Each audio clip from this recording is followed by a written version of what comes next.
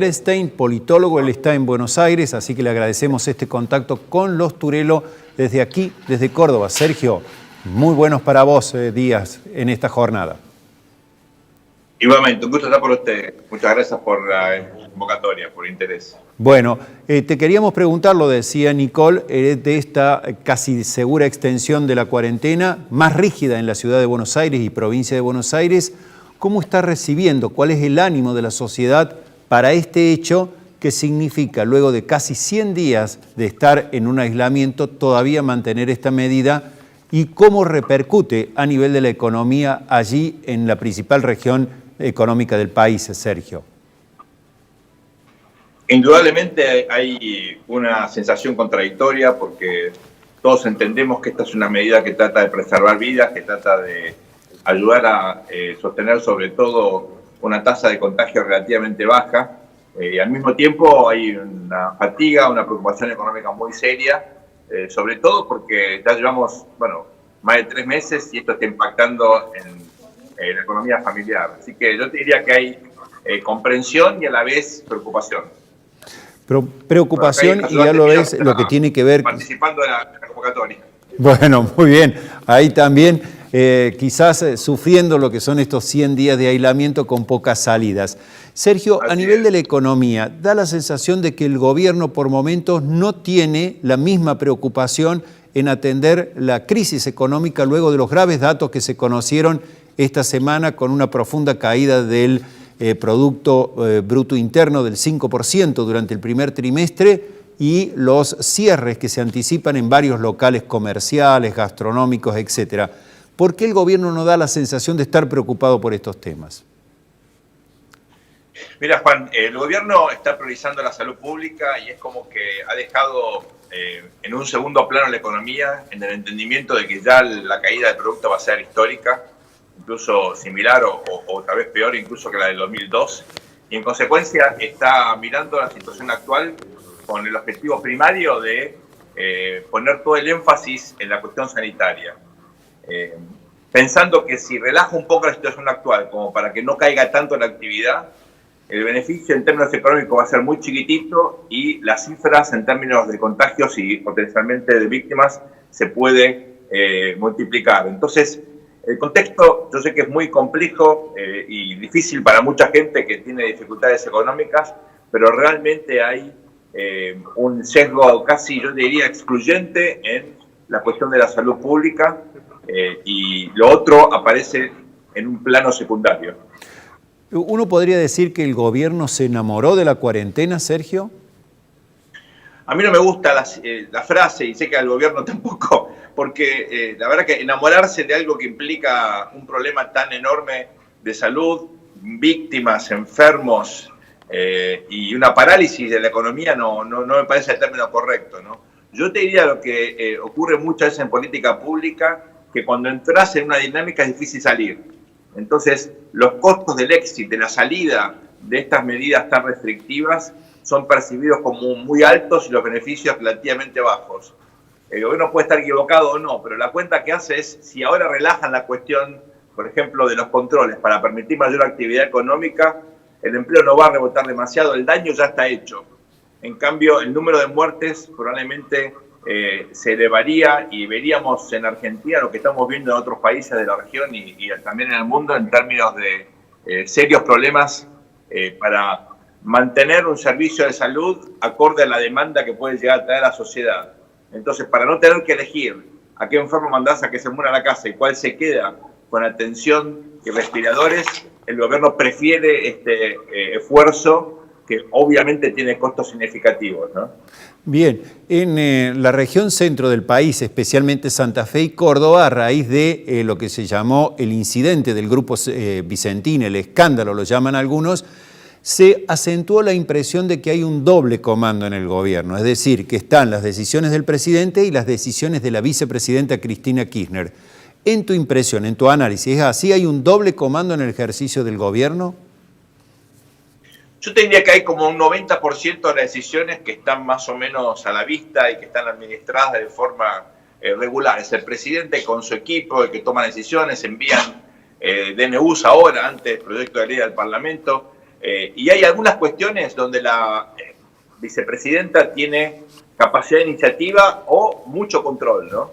Por ejemplo, en designar gente de su sector en entes críticos en el Estado, como por ejemplo el ANSES o el PAMI, o bien en este caso avanzar en un proyecto como el de Vicentín, donde por supuesto había un problema, pero la iniciativa del gobierno lo empeoró, indudablemente, porque no arreglaba nada del caso de Vicentín y sobre todo empeoró mucho el clima de negocios, el miedo a las expropiaciones, el miedo a que haya aquí una especie de dinámica de radicalización, hizo que mucha gente sintiera miedo y tomara decisiones personales o de inversión en función de eso.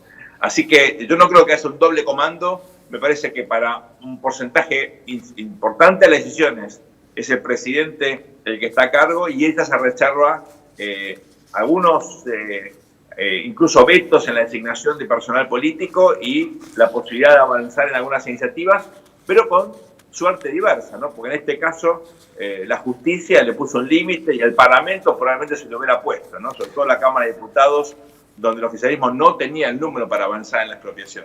Bien, Sergio, como vos decís, esas iniciativas que surgen de la vicepresidenta y del kirchnerismo más duro, además del manejo de ciertos resortes del poder, podrían llevar a la gestión de Alberto Fernández, un presidente moderado, digamos, en lo que es el peronismo, a posiciones más críticas del kirchnerismo, que tiene casi dos enemigos históricos, como son el campo, su producción y los medios de comunicación. ¿Podría el presidente virar hacia ese enfrentamiento? Yo creo que si lo hace, pagaría un costo enorme, ¿no? Tanto desde el punto de vista político como sobre todo electoral. Porque recordemos que la coalición Frente de Todos ganó la elección por un escaso margen. Y eso en un contexto muy negativo para Juntos por el Cambio, ¿no? Por la crisis económica que tuvo la Argentina, que aún tiene, pero que estalló en abril del año 2018 y que indudablemente afectó en las preferencias de los votantes, disminuyendo las chances del presidente Macri de lograr su reelección.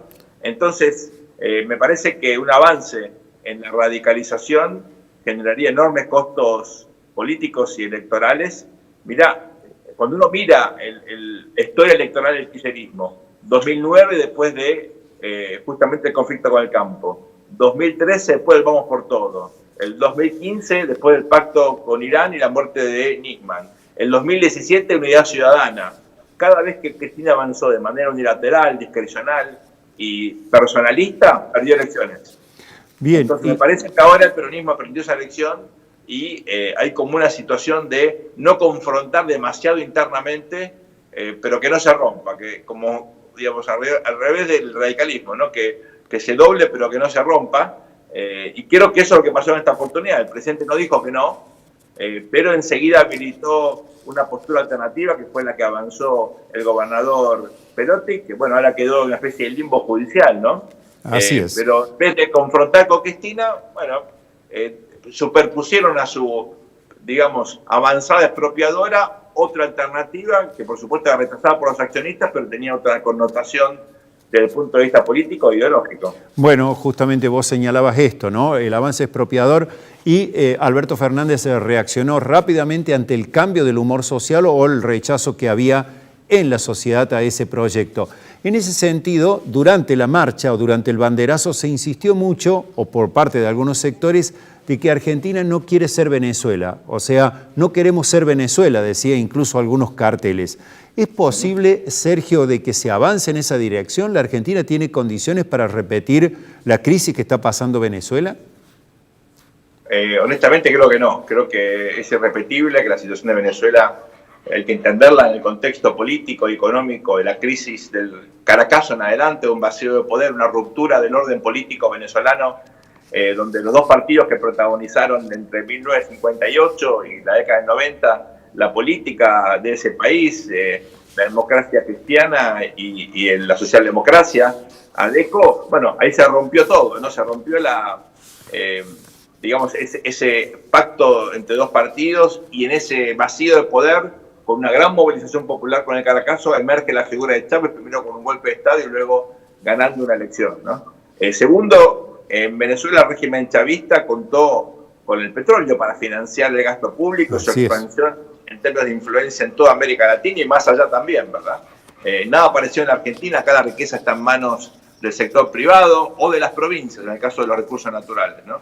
Así que imposible expropiar al campo, imposible pasar por encima de la Constitución y quedarse con los recursos energéticos, mineros, esos no tienen ni viabilidad. Y tercero, el régimen venezolano es un régimen militar civil, donde indudablemente las Fuerzas Armadas tienen un rol fundamental, y yo creo que en Argentina las Fuerzas Armadas dieron cuenta de que están absolutamente sometidas a la Constitución, respetando el poder civil y a la orden del comandante en jefe, para cumplir las funciones específicas, no para entrar en aventuras políticas, y eso lo hemos visto sobre todo con Cristina del Poder y Milani al frente del ejército, ¿verdad? Así que yo creo que hay que descartar esa hipótesis. Me parece que eso nuclea a la oposición y le permite en todo caso una bandera extrema como para aglutinar a muchos sectores que son antiperonistas o antikirchneristas, pero tiene una viabilidad muy acotada en términos concretos. Muy bien, te vamos a despedir, Sergio, pero antes te vamos a pedir el nombre. ¿Cuál es el nombre del perro que veo que has querido ser partícipe de esta conversación? Bueno, acá tenemos dos ayudantes, ¿no? Ah, dos, tienen dos colaboradores. Bueno, el caniche... Este es Jano, muestra la carita, hermoso. ¿Muestra la carita? Sí. ¿Cómo es el nombre, perdón? Jano. Este es Jano por el dios romano, el dios de los puentes, de las transiciones. Un dios muy importante, vení. Muy bien. Y esta bestia preciosa se llama Titán. Titán, bueno, le hace honor a su nombre. Es una nueva adquisición. Exacto. Ojalá que las medidas restrictivas...